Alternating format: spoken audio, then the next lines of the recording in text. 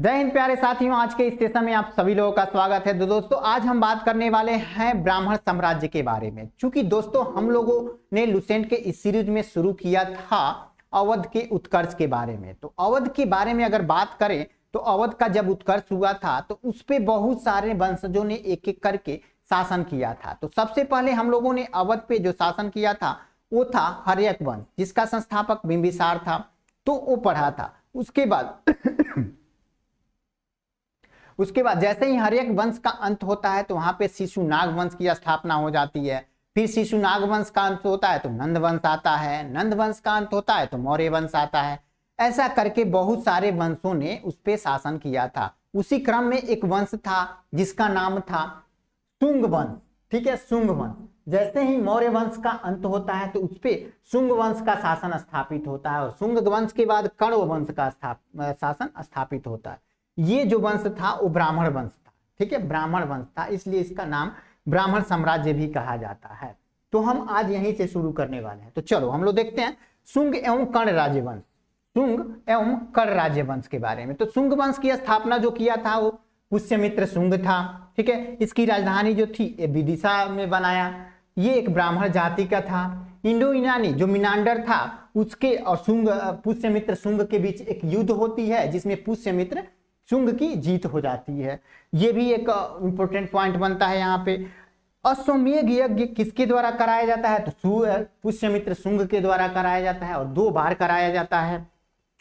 ठीक है, जो पतंजलि थे, पतंजलि योग दर्शन के एक तरह से योग दर्शन के गुरु जिनको कहा जाता है पतंजलि, वो भी इन्हीं के शासनकाल में हुआ करते थे और उन्हीं के नेतृत्व में ये जो अश्वमेध यज्ञ कराया गया था वो पतंजलि के नेतृत्व में ही कराया गया था। ओके, जो भराहुत स्तूप के बारे में आप लोग पढ़े होंगे, उसका निर्माण भी किसने करवाया था तो पुष्यमित्र शुंग ने करवाया था। और शुंग वंश का जो अंतिम शासक था वो था देवभूति। इतना ही बहुत हो जाता है एग्जाम के पॉइंट ऑफ व्यू से महत्वपूर्ण क्वेश्चन। ठीक है, इससे बाहर इसमें से नहीं पूछता है। ओके, शुंग वंश में से इससे बाहर नहीं पूछता है। सबसे पहला पॉइंट, शुंग वंश का संस्थापक कौन तो पुष्यमित्र शुंग था। उसकी राजधानी कौन क्या थी तो विदिशा था। ओके, मिनांडर और पुष्यमित्र शुंग के बीच जो युद्ध होता है उसमें किसकी विजय होती है तो पुष्यमित्र शुंग की विजय होती है।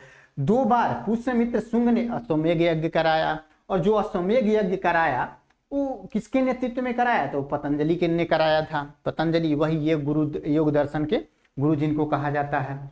भराहुत स्तूप का निर्माण भी पुष्यमित्र शुंग ने कराया था और जो शुंग वंश का अंतिम शासक था देवभूति था। अब देखो, देवभूति शुंग वंश का अंतिम शासक था तो उसको मारकर उसकी हत्या कर करके अब वहां पे कण्व वंश की स्थापना हो जाती है।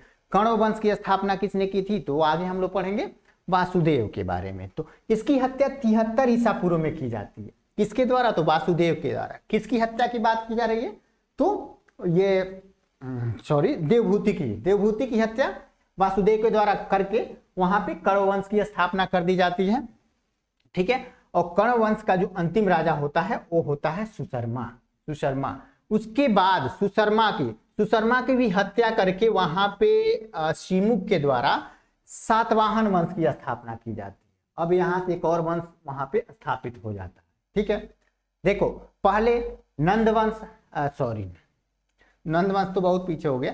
शुंग वंश थोड़ा माइंड रिफ्रेश नहीं है इसलिए कंफ्यूजन हो जा रहा है। ओके, तो सबसे पहले हम लोगों ने ब्राह्मण में पढ़ा था शुंग वंश, उसके बाद कण्व वंश, फिर आता है सातवाहन वंश। सातवाहन वंश का जो संस्थापक था वो था शिमुख। ठीक है, शिमुख कब इसके स्थापना किया करता है तो 60 ईसा पूर्व में करता है। किसकी हत्या करके तो सुशर्मा की हत्या करके। सुशर्मा जो कण्व वंश का अंतिम शासक हुआ करता था उसकी हत्या करके। ठीक है, अब आगे पढ़ते हैं। जो सातवाहन जिसको आंध्र वंश के नाम से भी जाना जाता था वो अपनी राजधानी कहाँ बनाया था तो प्रतिष्ठान बनाया था। प्रतिष्ठान ओके, जो वर्तमान में गोदावरी नदी के किनारे महाराष्ट्र के औरंगाबाद जिले में स्थित है। महाराष्ट्र के औरंगाबाद जिले में गोदावरी नदी बहती है, उसी के पास ये स्थित हुआ करता था। ठीक है, सातवाहन वंश के कुछ शासक हुए थे जिसमें से शिमुख हो जाता है, सातकर्णी गौतमी पुत्र हो जाता है। ठीक है, वशिष्ठी पुत्र हो जाता है, पुलमावी हो जाता है, यज्ञश्री सातकर्णी हो जाता है। इसमें ये याद करने वाला है कि सीमुख, सीमुख के बारे में ज्यादा पूछता है कि सातवाहन वंश का संस्थापक कौन था, तो सीमुख था, या सीमुख किस वंश का था, तो सातवाहन वंश का था। तो कुछ इसमें हो जाता है, एक सीमुख हो जाता है, एक गौतमीपुत्र पुत्र सातकर्णी हो जाता है, और एक यज्ञश्री सातकर्णी। ये 2-3 नाम बहुत इंपॉर्टेंट हो जाते हैं इसमें। आगे देखते हैं, सातकर्णी ने 2 अश्वमेध यज्ञ कराया था और एक राजसूय यज्ञ कराया था, राजसूय यज्ञ कराया था। ओके, आगे देखते हैं, सातवाहनों ने चांदी के सिक्के जारी किए, तांबे, शीशे, पोटीन और कांसे की बहुत सारी मुद्राएं चलाए, यानी प्रचलन में लाए थे। ओके, सातवाहन अपना सिक्का ढालने के शीशे जो इस्तेमाल करते थे वो कहां से मंगाते थे, तो रोम से मंगाते थे, रोम से। ओके, ब्राह्मणों को भूमि अनुदान देने की जो प्रथा का प्रारंभ हुआ था ना, वो यहीं से हुआ था। भूमि अनुदान यानी कि ब्राह्मणों को भूमि दान में दे दी जाती थी, वो कहां से शुरू हुआ था, तो यहीं से शुरू हुआ था, सातवाहन वंश से। ओके, आगे की बात करें तो भूमि दान का सर्वप्रथम साक्ष्य जो मिलता है वो मिलता है पुरालेखीय प्रमाण, पुरालेखीय प्रमाण, यानी जिसमें सातवाहनों का एक लेख है, अभिलेख, जिसका नाम है नानाघाट अभिलेख। नानाघाट अभिलेख में भूमि दान का स्पष्ट वर्णन है उसमें। ओके, अब देखो, जिसमें अश्वमेध यज्ञ में एक गांव देने का भी उल्लेख किया गया है, यानी अश्वमेध यज्ञ कराया जाता है ब्राह्मणों के द्वारा, तो उसमें उन ब्राह्मणों को एक गांव ही दान में दे दिया जाता है। ठीक है, आगे देख लेते हैं, सातवाहनों की जो राजकीय भाषा थी वो प्राकृतिक थी एवं उनकी जो लिपि थी वो ब्राह्मी लिपि थी। ओके, सातवाहनों में हमें मातृतंत्रात्मक ढांचे का आभास होता है। मातृतंत्रात्मक ढांचे का आभास होने का क्या मतलब है, तो आप जितने भी सातवाहन शासक का नाम देखिएगा ना, तो नाम के आगे माताओं का नाम रहता था और लास्ट में पुत्र लिखा रहता था। इसीलिए ये आभास किया जाता है कि वो सातवाहनों का जो राजतंत्र था उसका जो ढांचा था कैसा था, तो मातृतंत्रात्मक था। ओके, तो सातवाहनों में हमें मातृतंत्रात्मक ढांचे का आभास मिलता है। उनके राजाओं के नाम उनकी माताओं के नाम पर रखने की प्रथा थी। जैसे यहां देखिएगा, गौतमी पुत्र या वशिष्ठी पुत्र। गौतमी क्या नाम है, महिला का नाम है, लेकिन उसके साथ पुत्र जुड़ा हुआ है ना। वैसे ही वशिष्ठी महिला का नाम है, फिर उसके साथ पुत्र जुड़ा हुआ, यानी माताओं के नाम पे ही पुत्र का नाम पड़ता था।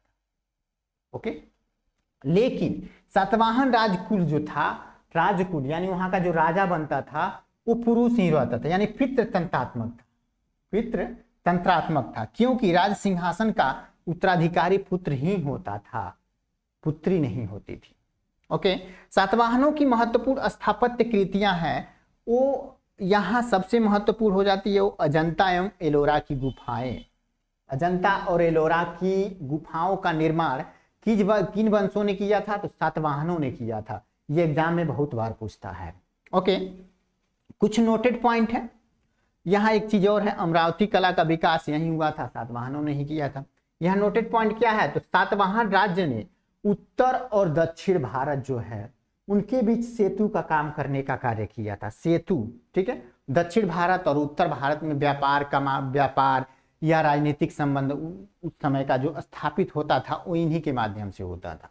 ओके, आगे हम लोग देखते हैं, आगे चेदी राजवंश। चेदी राजवंश क्या था, तो आप लोगों ने कलिंग युद्ध के बारे में सुना होगा।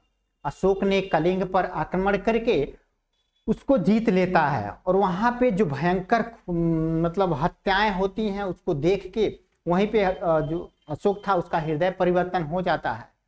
ठीक है, वही कलिंग की बात की जा रही है। जैसे ही अशोक की मृत्यु होती है तो वहां कलिंग पे एक शासक आता है और एक राजवंश की स्थापना करता है जिसका नाम है चेदी राजवंश। ठीक है, उसी की बात करना है। देखो, अशोक की मृत्यु के उपरांत संभवतः प्रथम शताब्दी ईसा पूर्व में कलिंग पर चेदी राजवंश का उदय होता है। कलिंग की बात की जा रही है, कलिंग पर, कलिंग वही कलिंग जिसको अशोक ने जीत लिया था और वहीं से अशोक का हृदय परिवर्तन होता है। इसकी जानकारी हमें कहां से मिलती है, तो हाथी गुम्फा अभिलेख, हाथी गुम्फा अभिलेख से मिलती है। हाथी गुम्फा अभिलेख किसके शासन काल में, तो खारवेल के शासन में स्थापित हुआ था, जो भुवनेश्वर उड़ीसा में है। यही ये जानकारी मिलती है। खारवेल इस वंश का एक प्रतापी राजा हुआ करता था। किस वंश का, तो चेदी राजवंश का। अब देख लो, खारवेल जो था वो जैन धर्म का अनुयायी था, जैन धर्म का, और उसने जैन मुनियों के लिए गुफाओं का निर्माण कराया था, जिसका नाम था उदयगिरी की पहाड़ी। ठीक है, जैन धर्म का अनुयायी था और जैन धर्म के जो साधु संत हुआ करते थे उनको रहने के लिए एक गुफा का निर्माण करवाया था, गुफा का निर्माण करवाया था जिसका नाम था उदयगिरी की पहाड़ी, उदयगिरी की पहाड़ी। आगे की बात कर लेते हैं। तो भारत में यवन राज्य, यवन राज्य यानी अब हम भारत पे जो विदेशी आए आक्रमण किए उनके क्रम के बारे में पढ़ेंगे अब। ठीक है,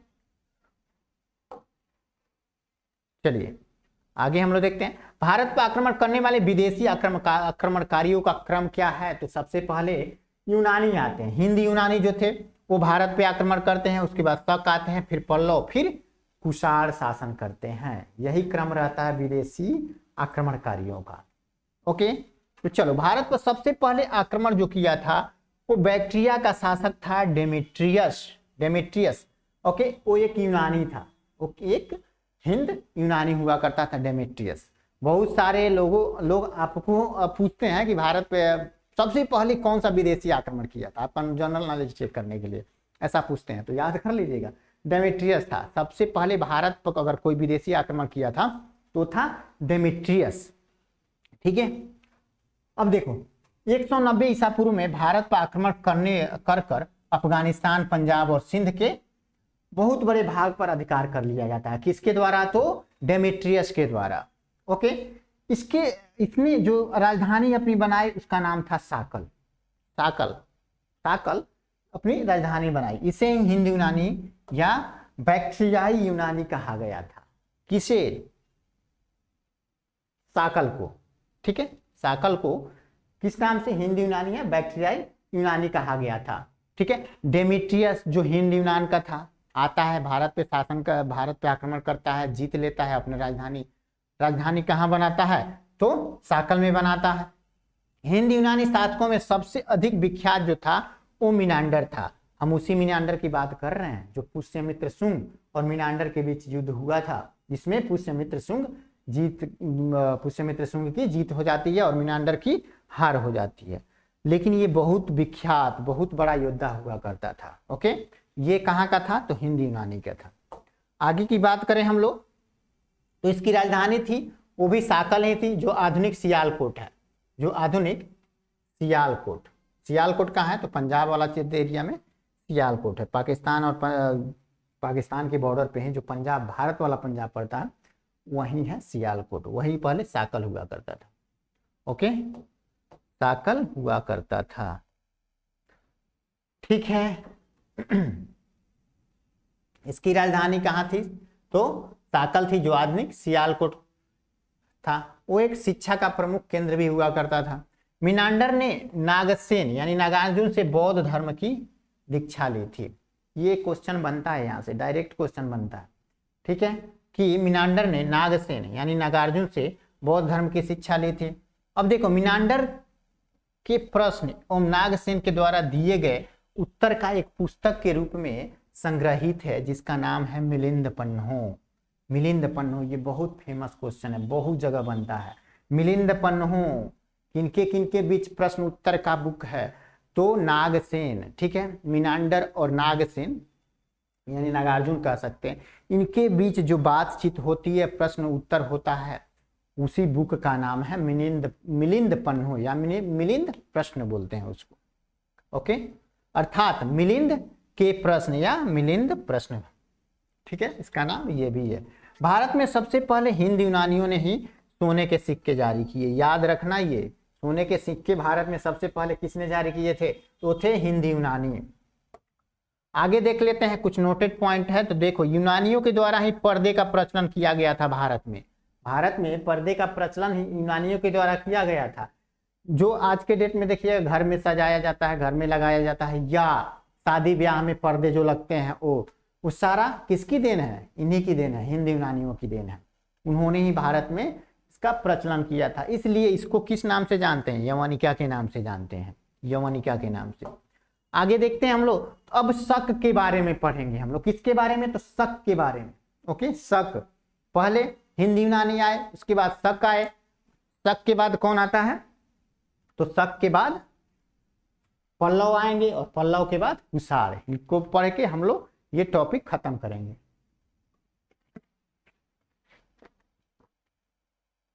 ओके ओके ओके, चलो शक, शक के बारे में पढ़ते हैं। यूनानियों के बाद कौन आते हैं? तो शक आते हैं। शक का जो प्रथम राजा था वो था मो। प्रथम शक राजा कौन था? तो मो था। जहां से क्वेश्चन बनता है वही हम लोग पढ़े थे। शक कहाँ के निवासी थे? तो ये मूलतः मध्य एशिया के निवासी हुआ करते थे, जो भारत पे आक्रमण करके भारत पे शासन किया था। और ये किस लिए आए थे? तो भारत में चरागाह की खोज के लिए आए थे। चरागाह की खोज यानी अपने पशुओं को चारा के लिए चरागाह ढूंढते ढूंढते भारत पहुंच गए थे और भारत पे कब्जा करके वहीं रहने लगे थे। अब देखो 58 ईसा पूर्व में उज्जैन के एक स्थानीय राजा ने शकों को पराजित किया। उज्जैन का एक स्थानीय राजा रहता है, वो 58 ईसा पूर्व में शकों को पराजित करता है और उसको भारत से खदेड़ के बाहर कर देता है।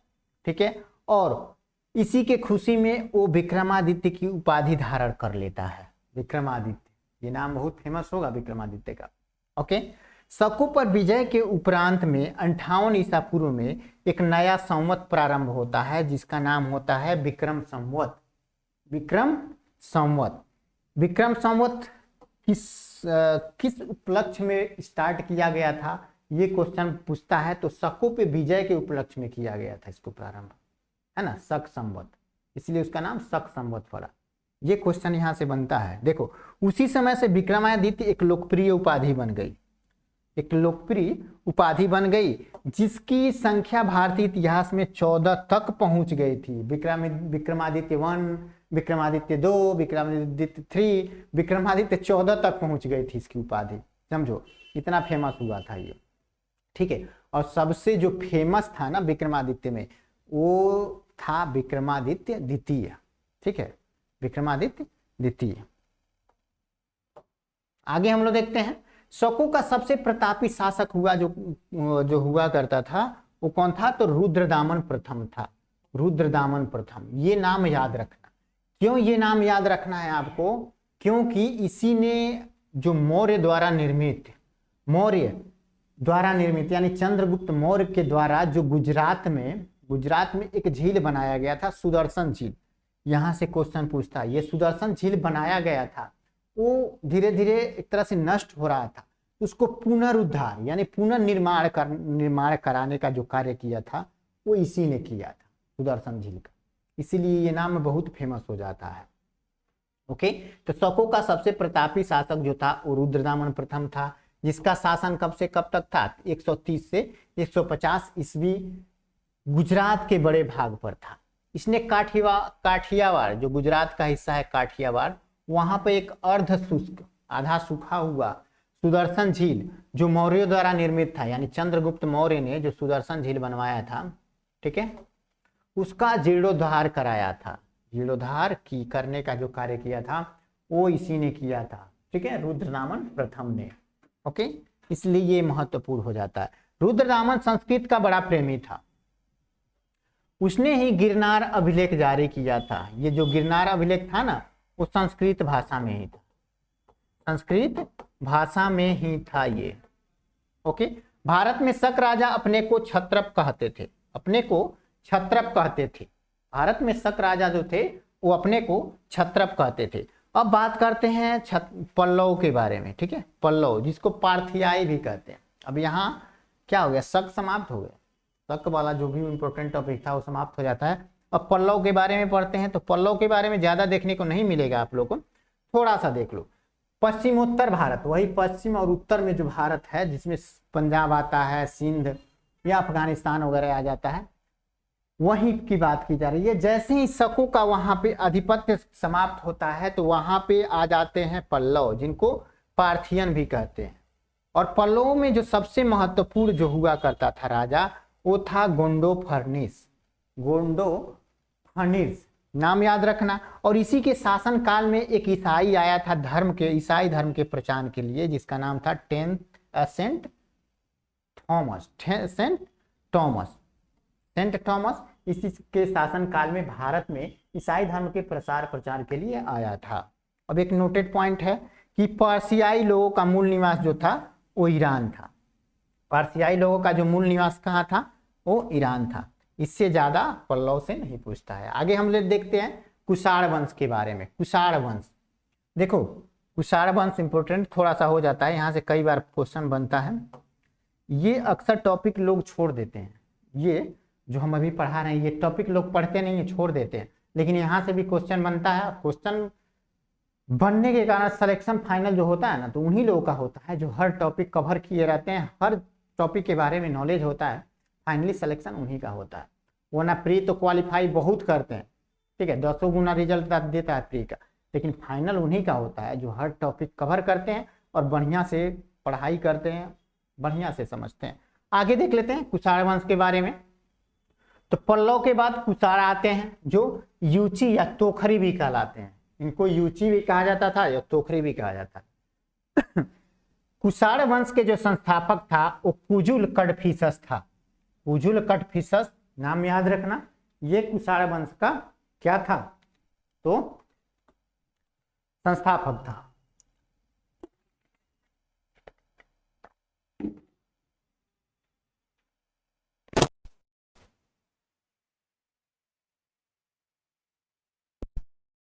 ओके, अब देखते हैं इस वंश का सबसे प्रतापी राजा जो था वो कनिष्क था। किस वंश की बात की जा रही है, तो कुषाण का। कनिष्क से ही क्वेश्चन पूछता है, कुषाण वंश से कनिष्क से ही क्वेश्चन पूछता है। इसकी जो राजधानी थी वो पुरुषपुर थी, ठीक है, और इसका पुरुषपुर को ही पेशावर कहा जाता है, पुरुषपुर जो अभी पाकिस्तान में। इसका दूसरा भी राजधानी एक था, उसका नाम था मथुरा। ओके, कनिष्क ने 78 ईस्वी में गद्दी पर बैठने के समय एक संवत जारी किया था, ठीक है, एक संवत चलाया था जो शक संवत कहलाया, और भारत सरकार आज भी इसको प्रयोग में लेती है। हमारे यहाँ जो कैलेंडर यूज होता है वो शक संवत पे आधारित होता है, ओके, जिसे भारत सरकार द्वारा प्रयोग में लाया जाता है। बौद्ध धर्म की चौथी बौद्ध संगति जो हुई थी वो कनिष्क के शासन काल में ही हुई थी। अब बौद्ध संगति के बारे में हम लोग जो पढ़ रहे थे, चौथी बौद्ध संगति जो कुंडलवन जम्मू कश्मीर में होती है वो कनिष्क के शासन काल में ही होती है। ओके, इसी के शासन काल में ही होती है, जिसकी अध्यक्षता कौन करते हैं, वसुमित्र करते हैं। पीछे हम लोग ऑलरेडी कवर किए थे बौद्ध धर्म जब पढ़ रहे थे। तो अब देखो जो कनिष्क था ना वो बौद्ध धर्म के महायान संप्रदाय का अनुयायी था। चौथी बौद्ध संगति के बाद आपको बताए थे कि बौद्ध धर्म दो हिस्सों में बट गया, एक हीनयान संप्रदाय, एक महायान संप्रदाय। तो उसमें का जो महायान संप्रदाय था उसी का अनुयायी हुआ करता था कौन, कनिष्क। ओके, कनिष्क उसी का अनुयायी हुआ करता था। चलो आगे देखते हैं हम लोग। नोटेड पॉइंट है, चीनी जनरल पेन चौवा ने कनिष्क को हराया था। देखो चीनी जनरल हुआ करता था, उसने कनिष्क को हराया हुआ एक बार। ये क्यों हराया था, तो देखो एक बार क्या था कि चीन से रेशम बहुत आती थी भारत, रेशम मार्ग इसीलिए फेमस था। चीन रेशम का उद्योग बहुत करता था पहले। तो एक बार क्या होता है ना कि उसकी पत्नी, किसकी, तो कनिष्क की पत्नी बोलती है कि मुझे रेशम से बहुत मतलब साड़ियाँ बनती है, रेशम से बहुत बढ़िया बढ़िया। तो बोलती है कि रेशम की साड़ियों की जरूरत चाहिए हमें, तो उसके लिए वो रेशम लूटना शुरू कर देता है, रेशम लूट लेता है।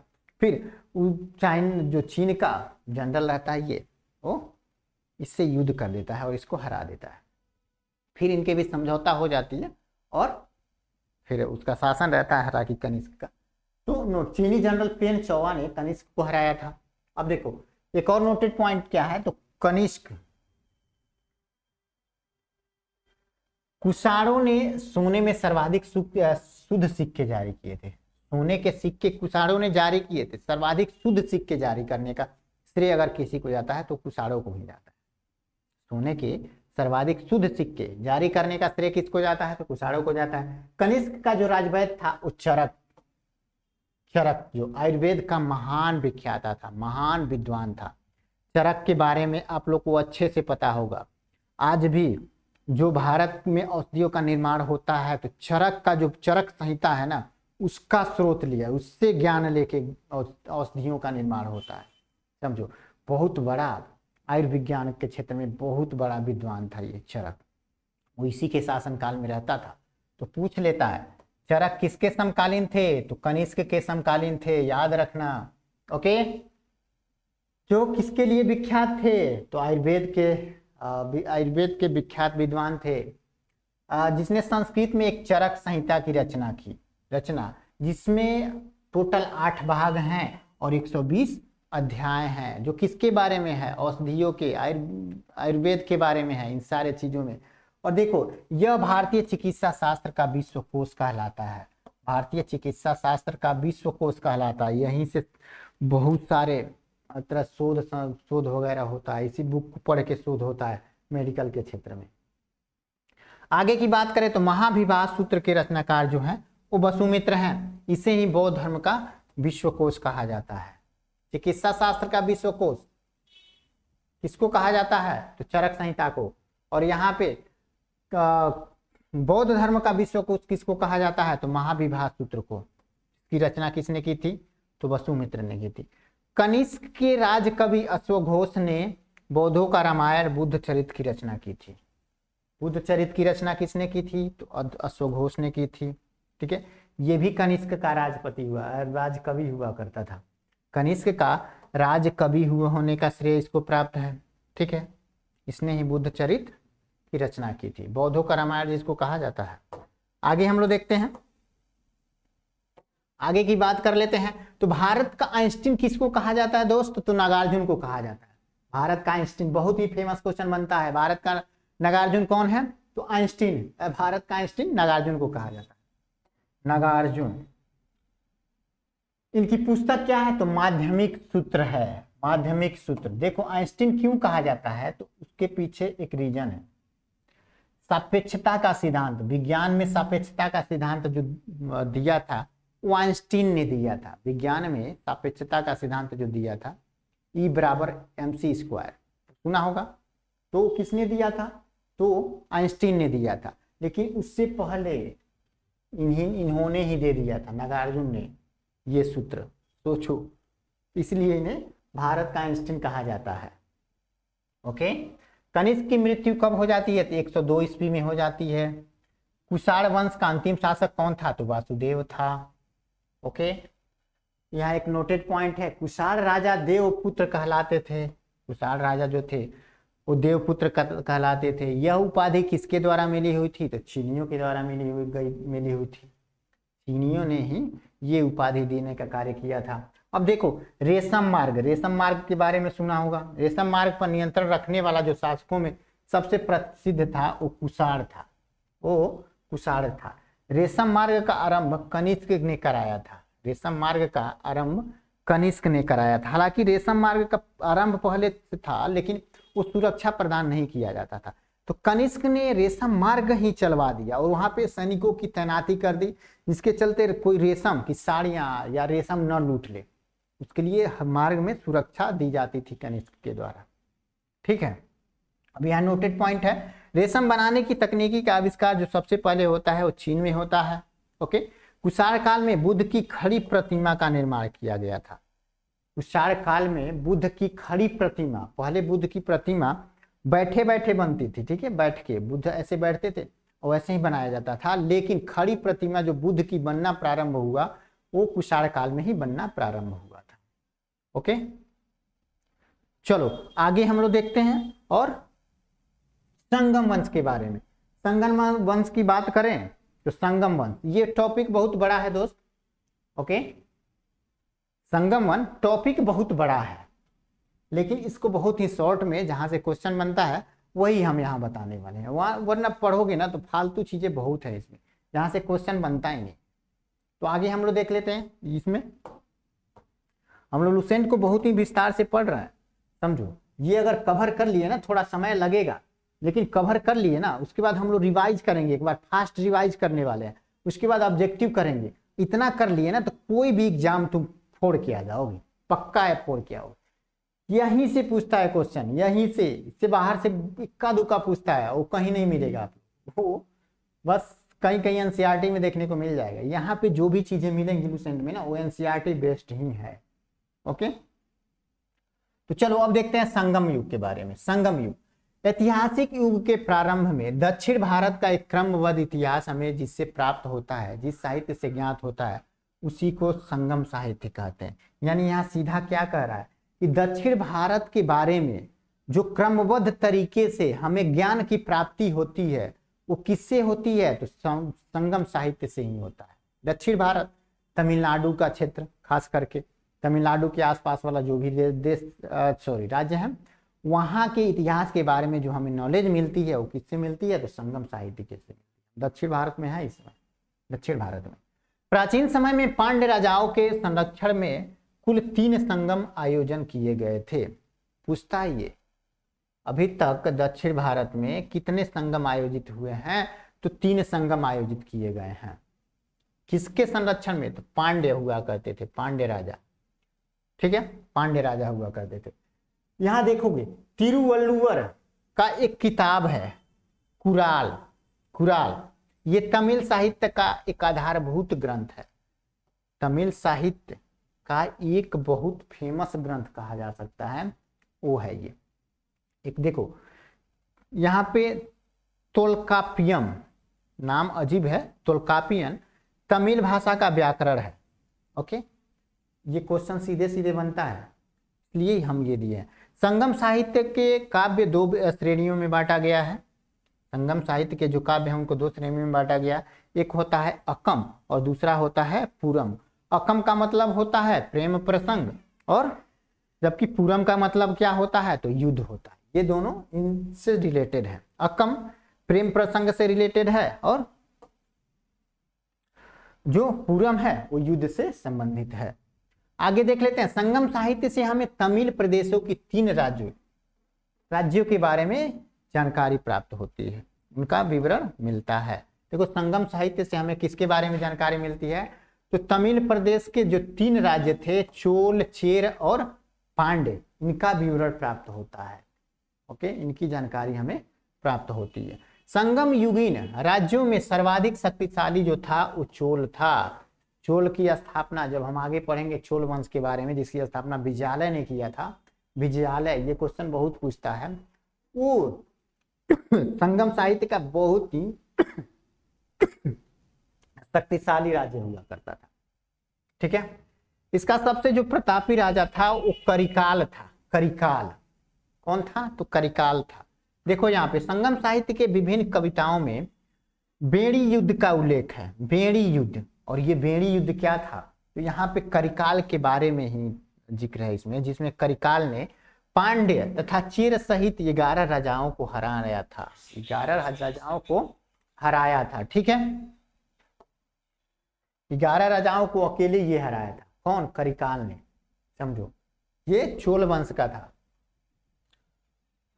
उसने पुहार या कावेरी पत्तनम शहर की स्थापना की और अपनी राजधानी उरैयोर से कावेरी पत्तनम में स्थानांतरित करता है। कावेरी पत्तनम, जो कावेरी के नाम से, कावेरी पत्तनम एक बंदरगाह का भी नाम है। ठीक है, कावेरी पत्तनम एक शहर का भी नाम है। उसकी स्थापना कारिकल ने किया और उसकी राजधानी पहले उरैयोर हुआ करती थी, वहां से स्थानांतरित करके कावेरी पत्तनम बना लेता है। संगम युग में राज्य को मंडल कहा जाता था। संगम युग में राज्य को क्या कहा जाता था बुआ? तो मंडल कहा जाता था। मंडल कहा जाता था। अब देखो, राजा का जन्मदिन को पेरुनल कहा जाता था। जैसे हम जन्मदिन को बर्थडे मनाते हैं, बर्थडे बोलते हैं, तो संगम काल में उसको पेरिनल कहा जाता था। तमिल प्रदेश में ब्राह्मणों का उदय सर्वप्रथम संगम काल में हुआ था। तमिल वाले क्षेत्र में ब्राह्मणों का उदय सर्वप्रथम कहाँ देखने को मिलता है? तो संगम काल में देखने को मिलता है। संगम कालीन जो ब्राह्मण थे वो मांस भी खाते थे और सूरा भी पीते थे, यानी शराब भी पिया करते थे। सोचो, ब्राह्मणों के पश्चात संगम युगीन समाज में बेल्लार वर्ग आते थे। बेल्लार वर्ग क्या था? तो बेल्लार वर्ग वही पेशे से जो कृषि करते थे, उन्हीं को ही बेल्लार वर्ग कहते हैं। और संगम साहित्य में जो व्यापारी वर्ग था उनको बेनीगर कहा जाता था। बेनीगर कहा जाता था। संगम काल में चोलों की जो समृद्धि और समृद्धि का जो मुख्य कारण था, यानी चोल सबसे ज्यादा विकसित थे, उसका मुख्य कारण क्या था? तो वस्त्र का उद्योग था, वस्त्रोद्योग था, हुआ करता था, इसीलिए वो ज्यादा समृद्ध राज्य हुआ करता था।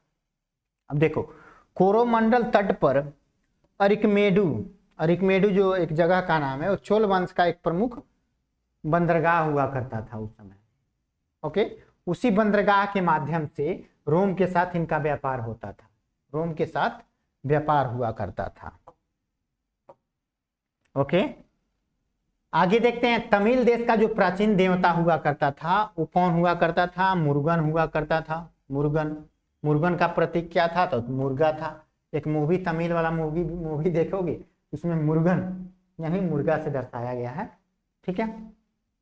संगम साहित्य में पवित्र तथा जादुई शक्तियों में विश्वास जताया गया था। समझो, वहां पे पवित्रता यानी भगवान पे भी और जादुई शक्तियों पे भी विश्वास जताया गया था, जो अभी भी हमारे यहाँ अंधविश्वास के रूप में देखा जाता है। हालांकि है या नहीं इसके बारे में हम कुछ कह नहीं सकते। ठीक है, जिसे अनकु कहा जाता था। अनकु, ओके, अनकु कहा जाता था। आज हम लोग संगम वंश को समाप्त किए और कल से हम लोग स्टार्ट करेंगे जहां से क्वेश्चन बनना ज्यादातर प्रारंभ होता है। यहां तक तो समझो मिनिमम क्वेश्चन बनता है, कम ही क्वेश्चन बनता है लुसेंट से, लेकिन बनता है, ऐसा नहीं है कि नहीं बनता है, बनता है। लेकिन अब जो जहां से टॉपिक स्टार्ट करेंगे हम, वहां से बहुत सारे क्वेश्चन बिहार के बहुत सारे एग्जामों में देखने को मिलता है। ओके, जिसका नाम है गुप्त वंश के बारे में। गुप्त वंश से हम लोग स्टार्ट करेंगे और एक एक करके जितने भी वंशज हैं उस वहां पढ़ेंगे, फिर मध्य भारत में आएंगे, सारे चीजों को पढ़ेंगे एक एक करके। कल से हम लोग किसके बारे में चर्चा करने वाले हैं? गुप्त वंश के बारे में। बहुत ही महत्वपूर्ण टॉपिक है गुप्त वंश। ठीक है, बहुत ही महत्वपूर्ण है, यहाँ से क्वेश्चन बनता ही है गुप्त वंश के बारे में। कल हम लोग यही इसी क्लास में, इसी सेशन में, सॉरी इसी चैनल पे कल वाले क्लास में हम लोग देखने वाले हैं। ठीक है, तो आज का क्लास हम लोग यहीं रखते हैं। बाकी अगर वीडियो आप लोग को अच्छा हो लगा हो तो चैनल को लाइक, शेयर और सब्सक्राइब कर दीजिएगा। और बहुत बहुत धन्यवाद आप सभी को ये वीडियो देखने के लिए। तो फिर मिलते हैं हम लोग नेक्स्ट क्लास में, तब तक के लिए सभी को टाटा बाय बाय।